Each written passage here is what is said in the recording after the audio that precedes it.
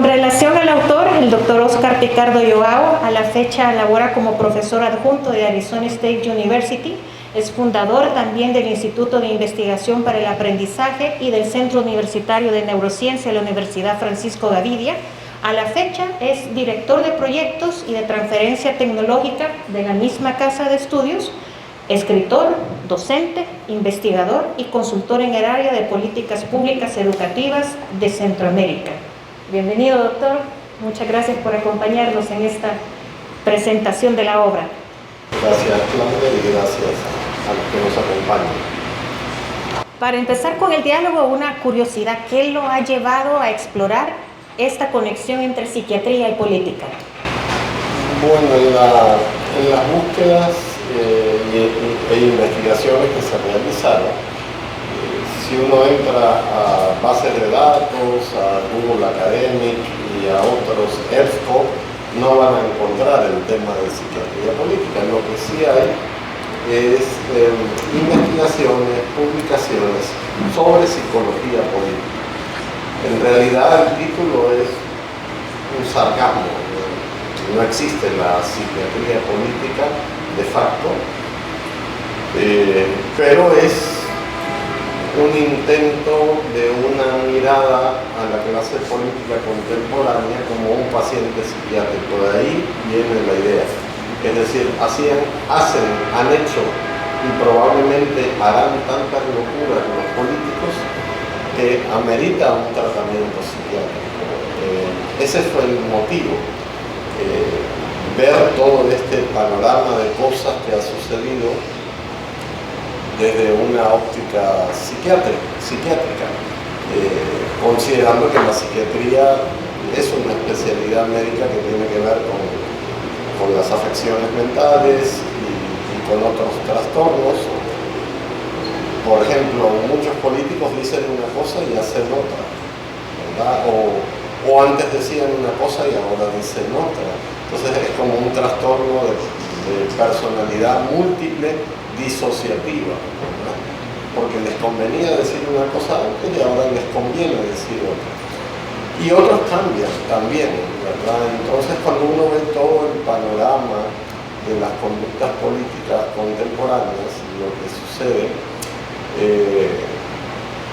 vino esa idea ocurrente de empezar a trabajar en una propuesta en donde la clase política es sometida bajo el objeto de estudio de la psiquiatría. Y este libro en realidad es la antesala de otro libro que viene. De hecho, se tomaron algunos elementos que considero que es un trabajo mucho más importante sobre comportamiento humano, que es algo que estamos terminando para este año. Quizás lo terminamos este año y esperamos que este ejercicio le dé sentido a este otro ejercicio editorial. Por lo menos eso nos entusiasma. Y anterior a este hay otro libro que se llama El arte de desideologizar, que quizás es como una trilogía, ¿verdad? El problema filosófico de desideologizar la política, que era una frase del padre Yecuría, psiquiatría política, que son los problemas. Algunos de sus artículos se publicaron, otros nunca se publicaron y aparecen en este libro. Y lo que viene, que es comportamiento y ciencias del comportamiento y de la conducta, que creo que va a ser el cierre y el último libro de esta trilogía. Este libro, como ha señalado usted, algunas de las columnas vieron la luz, otras no. Llama la atención que en las columnas y también en el libro usted utiliza un disclaimer, una advertencia que dice así: somos responsables de lo que escribimos, no de lo que el lector puede interpretar. A través de este material no apoyamos pandillas, criminales, políticos, grupos terroristas, yihadistas, partidos políticos, sectas ni equipos de fútbol. Las ideas vertidas en este material son de carácter académico o periodístico y no forman parte de un movimiento opositor o político. ¿Por qué la necesidad de incluirlo, doctor, y qué busca con este disclaimer? Bueno, porque parte de la criticidad de algunos de esos artículos, como dije, algunos se publicaron, otros no se publicaron y ahora aparecen ahí escondidos. Cada vez que uno hacía una crítica, habían acusaciones implícitas en las redes sociales que uno era opositor, y yo realmente nunca he sido opositor de nada. No ostento el poder político, no me interesa participar partidariamente, sino que nuestra participación es académica, científica, y cualquier crítica que se haga viene desde esa perspectiva. Entonces, lo hicimos, eso creo que empezó en el año 2020 y lo mantengo, de hecho lo amplié ahora. Le agregué una frase más: pedimos disculpas por los errores educativos y editoriales, porque a veces uno fue profesor de ciertos personajes políticos y uno puede ser responsable de esos casos, ¿verdad? Uno se siente responsable cuando uno es el producto de la mente de una persona, del comportamiento está configurado por factores hereditarios, por factores culturales, por la familia, por el sistema educativo. Entonces los profesores tenemos una cuota de responsabilidad, y a mí me ha tocado ser profesores de muchos políticos, no de uno, sino a nivel escolar, tanto en la Escuela Panamericana como en el Colegio García Flamenco, a nivel universitario también. Por la época de los acuerdos de paz yo trabajaba como profesor en la UES y tuve muchos alumnos que eran políticos. Entonces uno se siente responsable de eso. No podemos hacernos los locos de que yo no tengo nada que ver. Entonces pedimos disculpas también por eso. Pero ese disclaimer es parte del humor del libro, ¿verdad? O sea, uno se tiene que divertir con lo que escribe, con lo que hace y con lo que piensa. A lo largo de la obra se abordan conceptos de filósofos. Usted cita mucho a Platón, a Aristóteles, a Descartes, a Zubiri, también a estos escuela filosófica de la UCA, ¿verdad?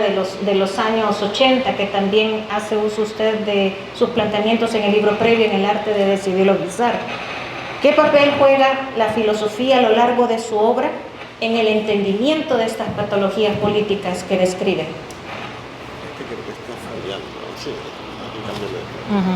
Bueno, la filosofía es una disciplina, un área de reflexión o una ciencia muy amplia que da luces para entender, analizar muchas cosas.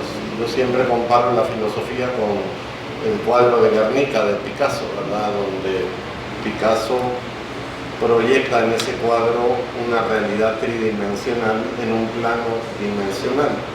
Es decir, hay miradas superiores, inferiores, laterales. La filosofía ayuda a eso, a ver las cosas desde múltiples perspectivas, y como hay una tradición filosófica muy amplia en Occidente de más de 2500 años de historia, desde los presocráticos, los filósofos helénicos, el medioevo, el alto medioevo, el bajo medioevo, el renacimiento, digamos, todas las escuelas de pensamiento, que de hecho las describimos en el arte de desideologizar. Hay un capítulo de historia de la filosofía. Nos permite hacer ese tipo de análisis más integral, y de repente descubrimos filósofos que nos dan herramientas para hacer análisis sobre la política misma. De hecho, el desarrollo de la política viene de la historia de la filosofía. Los primeros aportes de las ciencias políticas provienen de Sócrates, de Platón, de Aristóteles, de La República, que es un libro clásico, o de El Príncipe de Maquiavelo, o de La separación de poderes del Montesquieu o del contrato social de Rousseau. Es decir, hay una cantidad de filósofos que son los padres de las ciencias y de las ideas políticas. Entonces, por eso aparecen por todos lados diversos filósofos, diversos pensadores, citas, frases que utilizamos en este libro. Ya en su semblanza comentábamos que usted es fundador del Instituto de Investigación para el Aprendizaje, también de un área muy novedosa en la Universidad Francisco Gaviria, que es el Centro Universitario de Neurociencias. ¿Se encuentra trabajando usted ahorita un material sobre el comportamiento humano?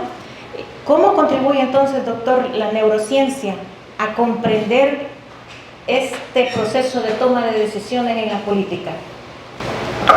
Bueno, todas estas experiencias, esta Ana María, esta José Rodolfo, que trabajan en estos proyectos, las neurociencias han contribuido mucho, han ampliado mucho el espectro de análisis. La política es un tema muy emocional, ¿verdad? La gente cuando hace política, cuando participa en política, el sistema predominante es el emocional, ¿verdad? Y los políticos lo saben, ¿verdad? Por eso utilizan herramientas de marketing muy enfocadas a comprender los miedos, las preocupaciones de la gente, los temores, las necesidades, y elaboran propuestas desde el punto de vista del mercadeo para reaccionar ante esas necesidades. Y en los últimos años hay muchísimos aportes del área neurocientífica para entender, para comprender más esos fenómenos. Nosotros nos hemos dedicado a estudiar muchísimo todo el desarrollo de las redes sociales, los mapas de interacción de las redes sociales, utilizando software y otras herramientas para entender la dinámica, las lógicas, el comportamiento contagioso que hay en la política, cómo funcionan los mecanismos. Por ejemplo, el martes vamos a presentar una encuesta en donde cayó la popularidad del presidente. Eso nadie lo sabe todavía. Es primera vez que cae en 6 años. Y como ellos ya lo midieron, probablemente hace 15 días o 20 días, por el tema de la minería, se les ocurrió pagar un recibo de agua y de luz para compensar, ¿verdad? Esas son las estrategias que hay de marketing político. La gente está enojada. De hecho, nuestra encuesta, que se hizo un levantamiento justamente en el núcleo del debate de la minería, ahí aparece que más del 50% de la gente está muy molesta con el tema de la minería, incluyendo seguidores del presidente. Y curiosamente cae la imagen del presidente de una forma importante. Entonces se reacciona, ¿verdad? Se buscan alternativas de reacción para compensar, ¿verdad? Y probablemente a muchas personas eso les ha servido, les va a servir, y si no sirve se inventarán otra cosa. Pero siempre hay una especie de dinámica lúdica en la relación entre los gobernados y los gobernantes, y eso siempre ha sucedido. Además, la famosa frase pan y circo viene desde Roma, ¿verdad? De darle a la gente pan y circo para entretenerla mientras hacen otras cosas a sus espaldas. ¿Cree usted, doctor, que es posible separar el aparato ideológico de una patología política, o son dependientes una de la otra? La ideología, todos tenemos ideologías, las ideologías cambian, las ideologías son, en expresiones de teoría marxista, son definidas como un sistema de ideas que encubre intereses, ¿no? En el pasado, hasta la caída del muro de Berlín, las dos grandes ideologías eran la izquierda y la derecha. Eso marcó la pauta de la guerra, marcó la fundación de Arena, la fundación del FMLN. Ese modelo se agotó y ahora lo que vimos en las elecciones de Estados Unidos fue el debate ideológico entre progresistas o el modelo woke y conservadores, algo que también aquí ha sucedido. Justamente esta semana, investigando, encontramos un plan educativo estratégico. A mi modo de ver, el mejor plan estratégico que se ha diseñado en los últimos 30 años. Se diseñó hace 2 años.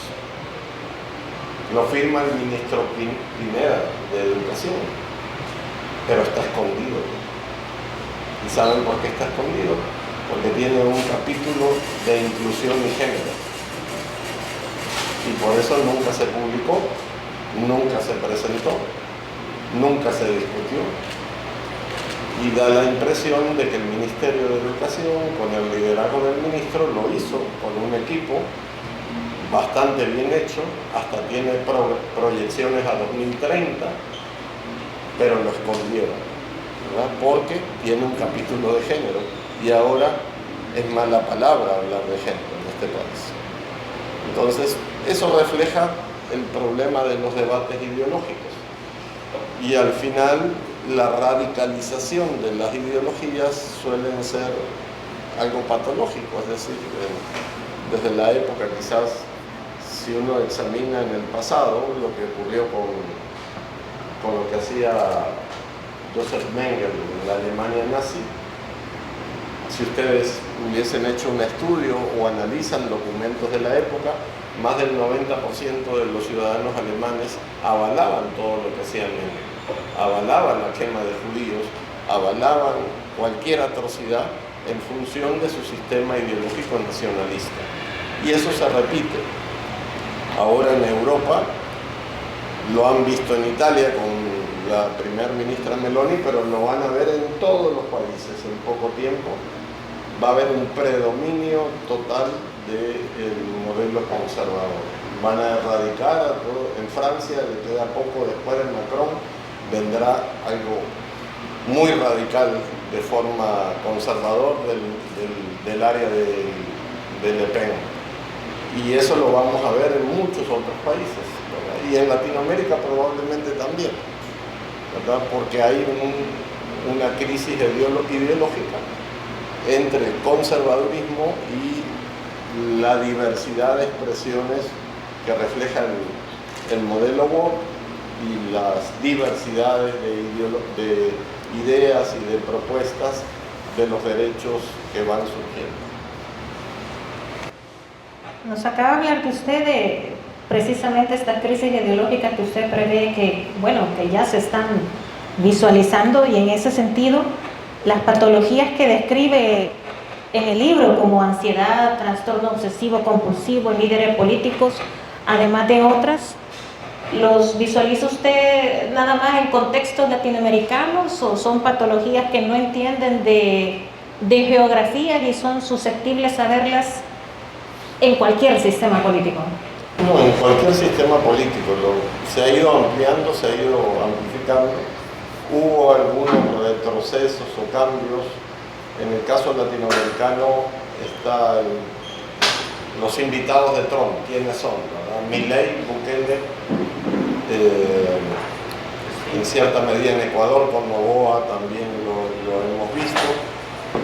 Salvo algunas raras excepciones como Brasil y Uruguay, que acaba de ganar la izquierda. Y hoy en día hablar de izquierda hay que hablar con mucho cuidado, porque hay izquierdas de izquierdas. En el caso mexicano también es atípico, pero probablemente donde el núcleo del cambio ideológico creo que va a ser Europa. Ya empezó con Meloni. Lo que pasa es que en Europa hay mucho temor a los flujos migratorios de África y de Asia y de países árabes. Y esos núcleos migratorios les están trastocando su sistema de vida en los europeos. Entonces, hace como 10 años había un debate en Francia sobre si el carnet de identidad de los extranjeros se tenía que permitir a las mujeres con burka, lo cual era ridículo, porque si es un carnet de identidad y tengo la cara tapada no sirve de nada. Pero eso se discutió mucho, ¿verdad? Por inclusión, ¿verdad? Entonces el tema de la inclusión dentro del debate europeo se está desgastando muchísimo. En Alemania va a ganar seguro el partido más conservador y antiliberal y antiprogresista. En Francia probablemente lo mismo, y en otros países se va a desarrollar eso. ¿Qué podemos esperar en toma de decisiones y para nosotros como ciudadanos estar ante personajes que acusan estas patologías psiquiátricas, políticas, cómo nos afectan en el día a día estos trastornos de ansiedad, esta descripción que hace usted en el libro? Bueno, yo creo que a ninguno de los que están aquí se les ocurriría tomar una cerveza o medio vaso de cerveza y agarrar el carro y salir, ¿verdad?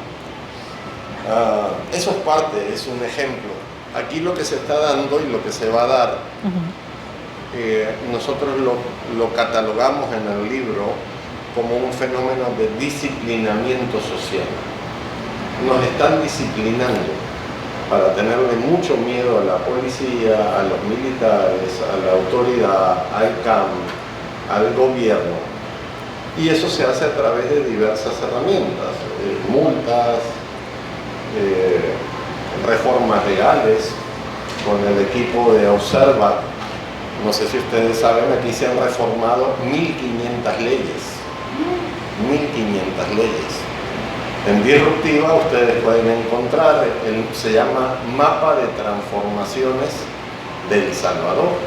Y ahí hay una herramienta que hizo nuestro buen amigo James Humberstone, donde ustedes pueden jugar con los gráficos y entender cuándo se hizo la reforma, en qué área, si es económica, penal, etc. Entonces, todo eso va encaminado a disciplinar a la sociedad. Nos están disciplinando, ¿verdad? Entonces, sí hay cosas que son evidentes y que hay que corregir. O sea, todos estamos de acuerdo que un alcoholizado no puede manejar, que un borracho es una amenaza, que tiene que pagar. En eso no hay discusión. Pero el hecho de que usted se tome media copa de vino o media cerveza o una cerveza y le caiga una multa de 150, probablemente 2 años de cárcel o lo que sea, esos son excesos y que van las fotomultas y otras cosas más que se están dando, van encaminadas a generar ese cambio de disciplinamiento. Los que hemos vivido en algún momento en una dictadura, yo viví en una dictadura varios años, las dictaduras disciplinan mucho, o sea, generan una especie de terrorismo de Estado en donde a la gente le da miedo hacer cosas, ¿verdad? Obviamente en las malas está bien que tengamos miedo, pero las cosas leves no debería de ser así. Y eso lo describimos en el libro como un fenómeno preocupante y creo yo que poco a poco, el día que quiten el estado de excepción, el día que lo quiten, el estado de excepción va a quedar. O sea, ya con todo el marco de reformas que están haciendo, aunque lo quiten, va a quedar permanente. Entonces la pérdida de derechos, del debido proceso, no importa que usted tenga un abogado, el mejor abogado, eso no va a valer mayor cosa, ¿verdad? Y eso es peligroso para una democracia. Vamos al otro lado de la moneda.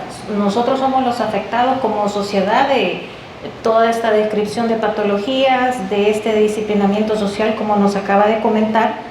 ¿Qué rol entonces estamos jugando nosotros o qué podríamos jugar para, ya sea en la perpetuación de lo que está pasando o en la mitigación de lo que nos está aconteciendo en este momento? El rol que estamos jugando es tener miedo. Ese es el rol, porque muchas de las cosas que pasan cuando ustedes analizan, ya hay una serie de restricciones, ya las cámaras de comercio, la ANEP ha desaparecido, la ASI también, la Cámara de la Construcción, todas las cámaras ya nadie habla. Han quedado algunos por ahí críticos, las universidades también tienen temor,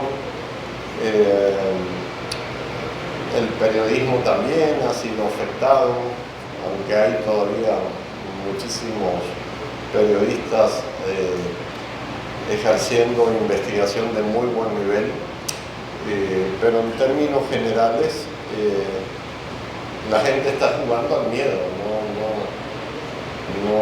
no hay...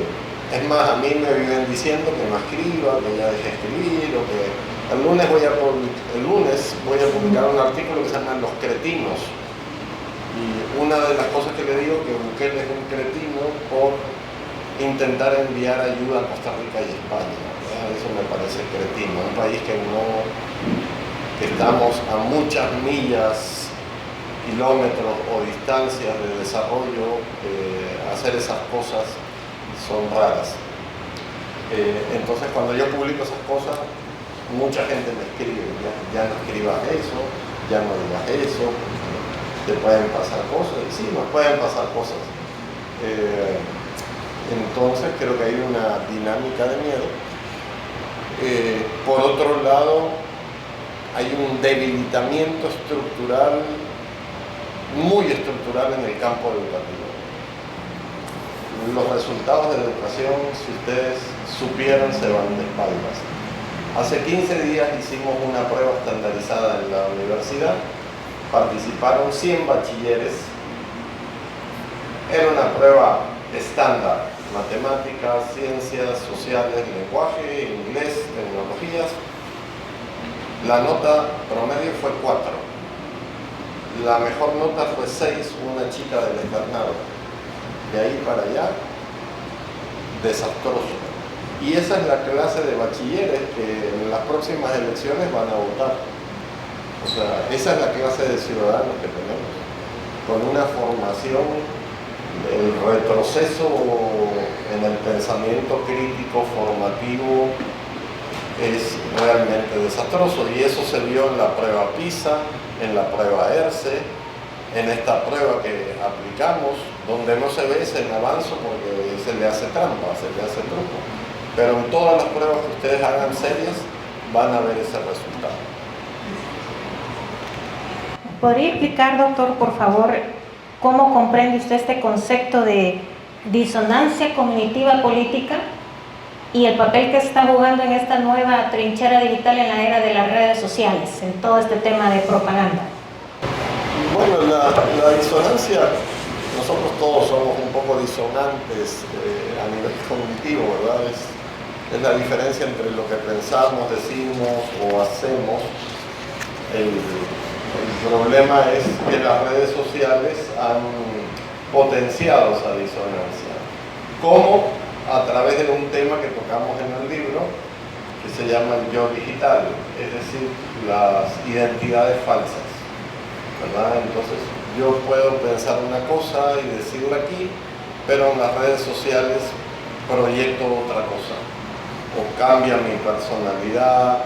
Eso es muy común. Hemos hecho algunas investigaciones, detectamos que al menos el 6% de la población tiene perfiles falsos, 6% de 4 millones en la inferencia estadística es mucha gente, y es muy común que suceda eso. En la última encuesta de la UCA, en la anterior encuesta de la UCA, no en la última, una de las preguntas decía que la gente tenía miedo a opinar y a hablar de política, ¿verdad? Entonces, ese es un fenómeno relacionado con la disonancia cognitiva. El propio presidente lo escuchamos decir varias veces de que él no se iba a reelegir, que se iba a quedar sin trabajo a los 39 años. Lo escuchamos felicitar el presidente Chávez, celebrar el día del Che Guevara, decir que tenía su corazón en el lado izquierdo y muchas otras cosas, y después cambió de opinión, ¿verdad? Eso es ser disonante, es decir, cambiar de opinión o de línea de pensamiento. También nos dijo que iba a hacer 5.000 escuelas con las ganancias del Bitcoin, o que iba a lograr una inversión de $1.000 millones en Nuevo Cuscatlán y muchas cosas más. O sea que hay muchísimas cosas disonantes que criticamos por ahí.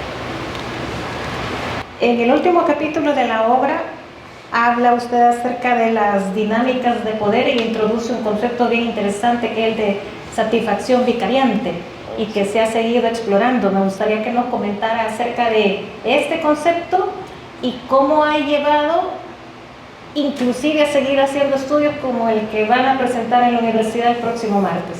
Sí, ese es el concepto preferido de este libro y la madre putativa del próximo libro. Es un concepto, el pensamiento vicario creo que es de Bandura. Sí. Es un concepto en psicología un poquito antiguo, pero que nunca se desarrolló mucho.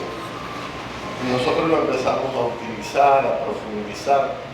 Es que hay muchas dinámicas de nuestra sociedad que tienen que ver con fenómenos de psicología social. Y uno de ellos es el de satisfacción vicariante, es decir, cuando la gente de forma consciente o inconsciente sustituye o oculta o evade problemas y frustraciones con otras realidades. El caso que siempre ocupamos para explicar esto es el del fútbol. Aquí en El Salvador somos bien devotos del fútbol y de la selecta, sin embargo, la selecta nos ha decepcionado tanto que aquí se ha instalado una cultura del clásico del fútbol español, del Real Madrid y del Barcelona. Si ustedes examinan qué tenemos que ver con Barcelona y con Madrid, muy poco, ¿verdad? Somos hispanos, hablamos castellano, etc. Sin embargo, adquirió una importancia, ahora ha disminuido un poco, pero hace unos 8 o 10 años adquirió una relevancia muy importante. El día que había clásico, no había tráfico en San Salvador, los bares se llenaban, ustedes veían gente con camisas de...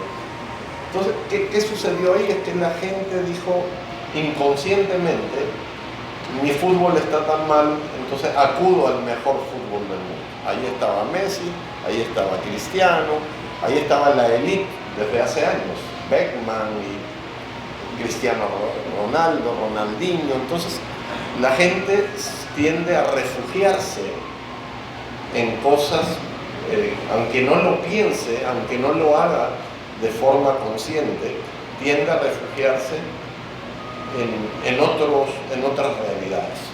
Y lo mismo sucedió en política, con el Frente y con Arena. Probamos con Arena, descubrimos que había corrupción, probamos con el Frente, descubrimos que había corrupción, entonces acudimos a otra realidad política que apareció en el escenario, que fue lo que estamos viviendo ahora. Entonces ese fenómeno lo empezamos a estudiar, a entender, hicimos varias encuestas. Aquí la gente es muy religiosa, muy conservadora. La última encuesta de nosotros se llamaba La gente tiene fe, así le pusimos de nombre. En una encuesta, en la 7ª de humor social y político, el presidente Bukele era más importante que Dios y que la religión. Y eso es bien crítico en una sociedad religiosa y conservadora, que un ser humano común y corriente, digamos, adquiera rango casi mesiánico. Pero eso lo dijo la gente, no lo inventamos nosotros. Nosotros le pedimos a la gente que priorizara la Constitución, Bukele, la religión, y no me acuerdo qué otro aspecto, y la gente priorizó al presidente. Entonces, esta encuesta que vamos a presentar el martes 21 es sobre el pensamiento religioso de la gente. Hicimos alrededor de 30 escalas para medir los baremos en escalas de dónde se ubicaba la gente en muchas decisiones para entender el pensamiento religioso de la gente. Entonces ese concepto de satisfacción vicariante da mucho en sí, a nuestro entender es muy importante y nos ha permitido conocer. Hemos hecho algo de experimentación psicológica con un grupo de estudiantes también sobre, esto no lo debería de decir, pero bueno, no, si dicen que yo lo dije, lo negaré.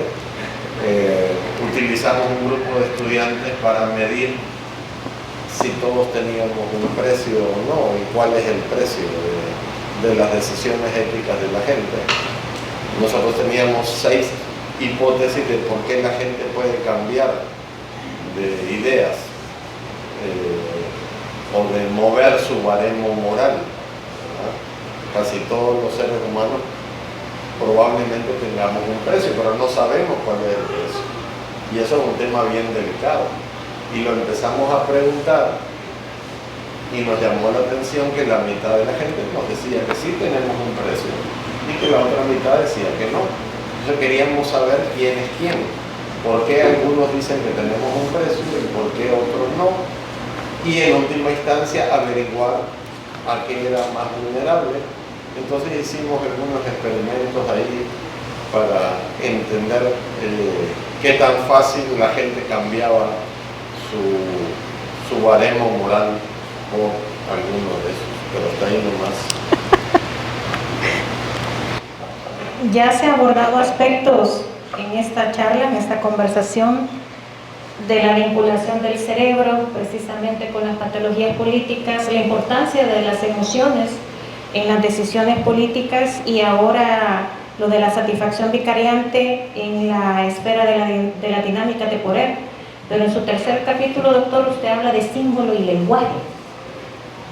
¿En qué radica la importancia precisamente del símbolo y el lenguaje a partir de la psicología para que tenga un apartado especial en su libro? Sí, bueno, hay un tema de ingeniería lingüística muy profundo en el desarrollo de las ciencias políticas contemporáneas, ¿verdad? Saber entender cómo comunicarme con la gente.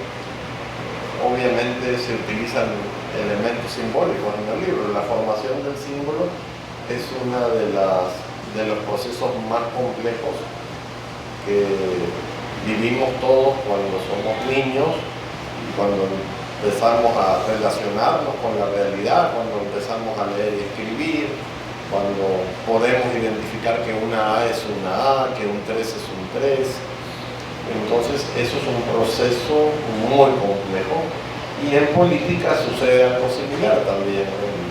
El entendimiento de los códigos, de las necesidades de la gente,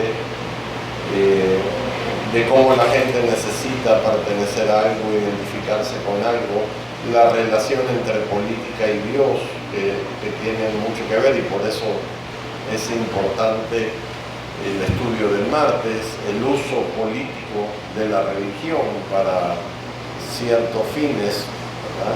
El hecho que yo diga que Dios puso un tesoro insondable debajo de nuestros pies, eso es muy fuerte, ¿verdad? De hecho lo medimos y la gente cree que es así, ¿verdad? Entonces toda esa dinámica de esa ingeniería lingüística, de los lenguajes políticos, de la parte simbólica, de cómo conecta a la gente. Hoy en día, por ejemplo, las redes sociales tienen un peso muy importante. Nosotros hemos estudiado con el equipo de Disruptiva cómo funcionan las redes, ¿verdad? Cómo una persona tiene relación con 1.500 personas a través de las redes sociales, por qué se producen más de 100 videos diarios, cómo se utilizan los influencers, los youtubers, cómo repetir una cosa y magnificarla se va empoderando del cerebro de las personas a través de los algoritmos. O sea, si ustedes empiezan a ver en TikTok videos de perros o de gatos, todo el día le van a salir videos de perros y de gatos, y no es casualidad, eso es algo de un algoritmo. Entonces la gente se empieza a convencer de cosas aunque no sean reales, y eso configura una especie de atmósfera política, que es lo que hemos visto aquí en el país como nunca antes se ha visto, porque hay una maquinaria tan sofisticada de youtubers, influencers, creadores de contenido, Twitter, Instagram, que están trabajando a diario, y eso lo describimos un poco en el libro. Muchas gracias, doctor. Dejamos abierto en este momento el espacio para preguntas, inquietudes, comentarios que tenga alguien de la audiencia, para aprovechar que tenemos al autor presente y puede explayarse al respecto. ¿No?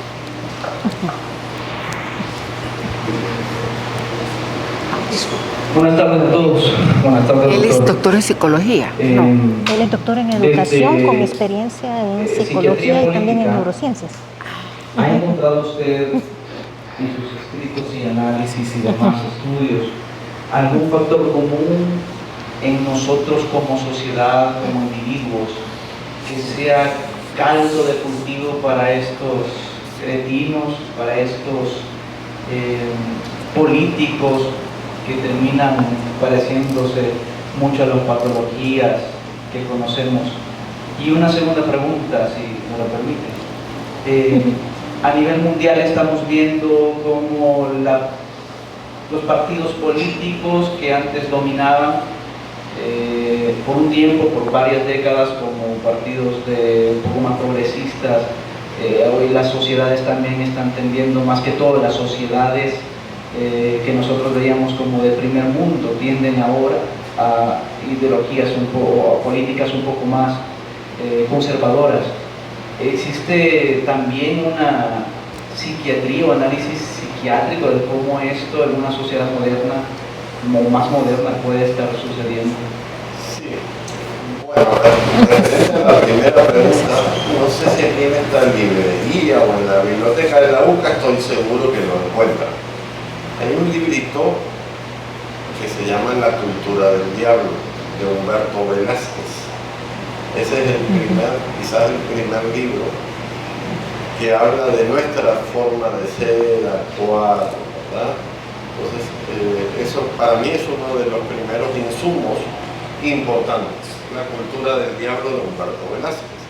Después hay que seguir un poco con Roque Dalton, el poema de amor, que hace una descripción metafórica de cómo somos. Eso es un salto hacia el vacío poético. Y después hay que ir a Horacio Castellanos Moya con el asco. Entonces esa es como la línea antropológica de entender de dónde venimos, ¿verdad? Y el factor común que uno encuentra en los grandes problemas es la educación. Esa es en todas nuestras encuestas, cuando hacemos estudios, siempre yo le pido a Isabel que me haga cruces de variables. Y en todos coinciden. A mayor escolaridad, a niveles más elevados, hay más claridad en las cosas. Es muy difícil encontrar en las evaluaciones del presidente a gente con alto nivel educativo que le pongan un 10 o un 9. Eso es rarísimo. Y la escolaridad promedio que tenemos, según la encuesta de hogares de propósitos múltiples, es 7.3 grados. Eso es lo que hay. Y la población con nivel universitario, posgrado, en términos demográficos, andará por el 10, 12, 13% a lo sumo. Entonces, cuando tú hablas con muchas personas sencillas, vendedores, no podés hablar de constitucionalidad, macroeconomía, inflación, deflación, o sea, eso la gente no lo entiende. Entonces, sí van a entender lo de la casa de Jay, por ejemplo, ¿no? Que logró 100.000 conexiones en streaming en tiempo real, hablando guayuncadas, patanadas, eso conecta rapidísimo con la gente. Entonces, por ahí va la cosa. Y el otro tema era sobre el movimiento que ha tenido. el movimiento ideológico. Bueno, eso es un tema, no sé, es un tema perplejo Doctor, de si se índole, hace más para acá por el sí, sol. de índole moral, ¿verdad? De índole moral. Hay preocupaciones por los excesos de diversidad y de inclusión, ¿verdad? Esas son preocupaciones morales que tiene la gente, que les da miedo los migrantes o las comunidades LGBTI u otras, o los tragos, qué sé yo, mil cosas que han ido apareciendo. Entonces, obviamente opera el tema religioso, moral, y eso es contagioso, es una conducta contagiosa, es decir, la gente empieza a hablar de eso, y básicamente la campaña entre Donald Trump y Kamala Harris, quizás el eje principal, uno de los ejes principales fue el tema del aborto, y otros de los derechos de comunidades LGBTI más Q y los migrantes, ¿verdad? Entonces es cierto conservadurismo versus esa otra realidad. Lo mismo Meloni ganó en Italia por su radicalidad con el tema migrante, ¿verdad? Migrante que entra en Italia va para un centro, no los dejan como en España, ¿verdad? En España todos los días entran pateras en Islas Canarias con 300 personas que vienen de Somalia, de Etiopía, y ahí están. En Italia no. Y en Alemania hay un gran temor de la islamización de la sociedad. En Inglaterra igual. De hecho, si ustedes ven la configuración de gobierno, hay ya más gente de la India o del mundo islámico que ingleses en muchos centros de gobierno. Y eso les da miedo. Gracias. ¿Alguna pregunta adicional? Allá. Dos más. Muy bien. Ya le llevan el micrófono.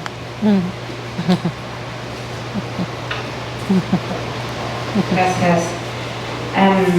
Bueno, buenas tardes. Quería saber si pudiéramos pensar que la política fuera una persona. ¿Es posible saber qué perfil psiquiátrico tendría esta persona que es la política latinoamericana contemporánea y cómo sería? Y una siguiente pregunta es, si estamos en un contexto donde se nos está coercionando en base al temor, ¿cuál pensamos que pueda ser la respuesta, primero, inmediata de la población, pensando que primero es la supresión de repente de un deseo que yo pueda tener, ya no me puedo tomar la copita, ¿verdad? Habrá que hacer algo. Y a mediano y largo plazo, si se extiende, ¿cuál podría ser la reacción en masa, por así decirlo? Muy bien. Le voy a leer un pequeño párrafo del epílogo. Dice así: si los psicópatas desarrollaran algún vínculo con otra persona, es porque la ven como una posesión, un recurso o una herramienta. Este vacío sin emociones que existe en el interior del psicópata lo hace capaz de participar repetidamente en actos que dañan a otras personas. Y ahí sigue un poquito más. A mí me encanta este último capítulo que es sobre sociópatas y psicópatas. Quizás eso respondería a su pregunta, además de un síndrome de personalidades múltiples disociativas, lo que más se acercaría a la clase política es la sociopatía y la psicopatía, que no son lo mismo, pero se parecen, ¿verdad? Esa capacidad de utilizar a la gente para enriquecerse, para lograr sus fines. Yo siempre me he preguntado, y ustedes se lo pueden preguntar, ¿de qué políticos se pueden sentir orgullosos en los últimos 30 años? Primero pregúntense de qué salvadoreño o salvadoreña se sienten orgullosos. Eso es una pregunta difícil. Algunos podrán decir, no sé, Alfa Karina. de Alfa Karina, o de la doctora Marisabel Rodríguez, o de Chelo Arevalo hoy en día. Pero es una pregunta difícil, que deberíamos de hacerlo. Y después de preguntarnos de qué salvadoreño o salvadoreña nos sentimos orgullosos, pregúntense de qué políticos se sienten orgullosos, que ustedes podrían, no sé, proyectarlo como una imagen ideal, como un modelo para su hijo, y váyanse para atrás, ¿verdad? Mujica. Mojica, sí, podría algo. Pepe. Es bien simpático, tiene sus cosas, pero es simpático el mexicano. Era muy amigo de mi papá y yo me crié parte de mi vida cerca de él y lo conocí, por eso no lo pondría como modelo del todo, pero sí tiene muchas cosas, demasiadas cosas buenas para ser político. Más bien. Sí. Entonces, ahí está el clavo, ¿verdad? Que no podemos, es difícil encontrar. Y después váyanse a escala global, a escala geopolítica. El último presidente querido de Latinoamérica fue Kennedy. Si ustedes van en todos los países de Latinoamérica, van a encontrar escuelas Kennedy o barrios Kennedy o proyectos con el nombre de John Fitzgerald Kennedy. Fue el último presidente querido y era tan bueno que lo mataron, ¿verdad? Y uno se pregunta, bueno, y a nivel global, ¿de qué político nos podríamos sentir orgullosos? Y ahí quizás aparece Mandela, quizás aparece Allende, quizás aparece por ahí algunos, pero son pocos realmente, ¿verdad? Por ahí las cosas. Y vamos cerrando ya la otra pregunta, sí. La otra pregunta era, ¿qué podríamos esperar que fuera una reacción masiva en la población ante este eleccionamiento, ¿verdad? Sí. La gente reacciona ante la política por dos grandes variables, lo emocional y el bolsillo, ¿verdad? Y probablemente por las condiciones macroeconómicas que tenemos, El Salvador hoy por hoy es un país que no está trayendo inversión extranjera directa y la principal razón es la inseguridad jurídica, no la inseguridad social. Eso se resolvió afortunadamente y es algo que hay que reconocer, pero la inseguridad jurídica, con 1.500 reformas legales, si yo soy empresario y ando buscando dónde invertir, aquí no es el lugar. Y eso es lo que genera empleo. Por lo tanto, las condiciones macroeconómicas del país para el mediano y largo plazo no son favorables. Y hoy por hoy, en la última encuesta de la UCA, el principal problema de los y las salvadoreñas es el costo de la canasta básica, el empleo, el desempleo y el costo de los alimentos. Entonces, si esto se agudiza, por ahí es lo que podemos esperar que venga. ¿Sí? Y una última pregunta, y al bueno, fondo. Doctor, más que una pregunta, yo creo que tengo un comentario y una preocupación, o sea, es decir, al escuchar lo que usted dice, no he leído el libro, lo acabo de comprar, pero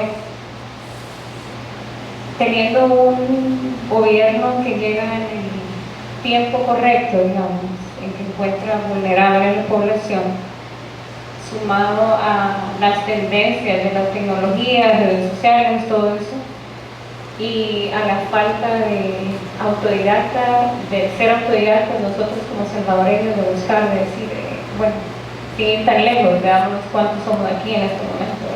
Y después me va a dar curiosidad tal vez saber cuántas personas compran su libro. Porque esa es la única manera, ¿verdad?, de poder salir de esto. Entonces, tal vez aquí irá la pregunta, ¿estamos condenados? Porque hoy por hoy mi pregunta es, bueno, ¿qué va a pasar después de 5 años? Yo no tengo ansiedad por lo que va a pasar este año, sino yo quiero que termine este periodo y ver cuál es su siguiente movida, ¿verdad? En la siguiente de esa digo yo, bueno, pero si todos estamos dormidos, esto va a ser para siempre. Sí. ¿Cuál es su opinión? Bueno, por suerte hay varios libros aquí en la librería de la UCA buenos, de John Sobrino, de Ignacio Yacudía, de Martín Baro, que nos salvan la partida. O sea que si venden poquito de los míos, de los otros se deben de vender algunos. Pero sí, es un tema, como les decía, esto es un tema de educación. O sea, y la educación no ha sido prioridad en los últimos 30 años, porque al político le interesa lo tangible, lo que se ve, ¿verdad? Un puente, una calle, una carretera, y en educación no vemos, o sea, sí se nota y se ve en el largo plazo, pero no es algo de lo que yo pueda presumir desde el punto de vista tangible. Entonces los políticos generalmente, bueno, hoy en Costa Rica el debate del nuevo presidente Chávez es que va a bajar al 4% la inversión del PIB de educación. Costa Rica apuntaba al 8%, pero este presidente se dio cuenta de que eso no es mejor invertir en otras cosas. Entonces, educación. Todos hablan de educación, todos tienen planes para la dignificación docente, para la infraestructura, para 1000 cosas, pero en la práctica es algo que no se mueve y es la base de todo, ¿verdad? Cuando uno examina los comportamientos industriales de países como Singapur, como Corea del Sur, como Irlanda, como Israel, como cualquier país emergente pequeño, lo han hecho gracias a educación, a patentes, porque ha habido políticos sensatos que han apostado en el largo plazo. Sin embargo, en nuestro medio, y el único abanderado de la región era Costa Rica, que ya empieza a retroceder, ¿verdad? Probablemente haya un proceso de regresión. Yo he trabajado en Guatemala, en Honduras, en Nicaragua, en República Dominicana, y he visto el mismo problema de acá y lo estoy viendo hace más de 30 años, ¿verdad? Y las cosas no cambian. La escolaridad funciona por ósmosis, o sea, nosotros mejoramos porcentajes por año en escolaridad y en alfabetización, porque se muere la gente. Se mueren las personas que no saben leer y escribir y por eso mejora nuestro analfabetismo y porque hay un poquito más de personas que han ido a la escuela, pero en el fondo esa es la única oportunidad, ¿verdad? Si mejora la educación, mejora todo y disminuye las patologías de los políticos. Sociedades educadas escogen mejor, votan mejor, son más críticos y lo contrario es lo que vemos en nuestro medio. Muy bien. Sí. Agradecemos las intervenciones de todos ustedes. Muchas gracias por motivar el diálogo desde la audiencia. Con esto finalizamos la presentación de Psiquiatría Política, Relatos Ideológicos del Cerebro, haciendo una atenta invitación que el libro se encuentra acá disponible en Librería UCA. Si quieren empezar a tener la trilogía de las publicaciones también en el área de filosofía, encuentran el primer material que se llama El arte de desideologizar,